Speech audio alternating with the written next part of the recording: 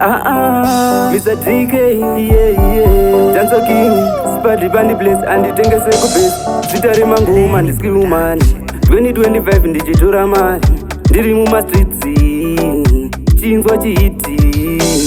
Saka kushanda kutsvaga mari, magweja mugomba kutsvaga mari, uri windi kutoloda kutsvaga mari. Saka mira iwe uite mari. Kushanda kutsvaga mari, magweja mugomba kutsvaga mari, uri windi kutoloda kutsvaga mari. Saka mira iwe uite mari. Uri windi chiloda kombi, kubva kumbare kunobuda mufombi.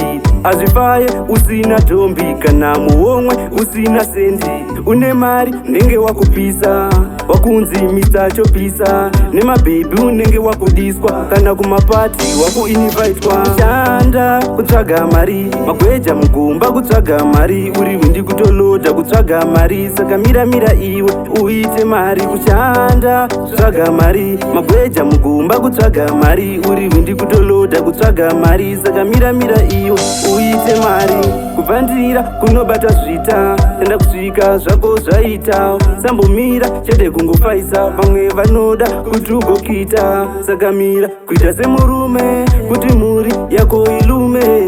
Kunyange vakakoka pfuti, usafe wakadropa pfuti. Saka kushanda kutsvaga mari, magweja mugomba kutsvaga mari, uri windi kutoloda kutsvaga mari. Saka mira iwe uite mari. Kushanda kutsvaga mari, magweja mugomba kutsvaga mari, uri windi kutoloda kutsvaga mari. Saka mira iwe uite mari. Uri windi chiloda kombi, kubva kumbare kunobuda mufombi. Azvifaye usina tombi, kana muomwe usina sendi. Une mari unenge wakupisa, wakunzi Mr. Chopisa. Nemabhebi unenge wakudiswa, kana kumapati wakuinvitwa. Kushanda kutsvaga mari, magweja mugomba kutsvaga mari, uri windi kutoloda kutsvaga mari. Saka mira iwe uite mari. Kushanda kutsvaga mari, magweja mugomba kutsvaga mari, uri windi kutoloda kutsvaga mari. Saka mira iwe uite mari.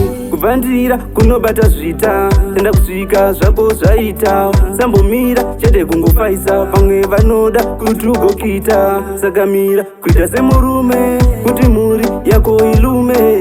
Kunyange vakakoka pfuti, usafe wakadropa pfuti.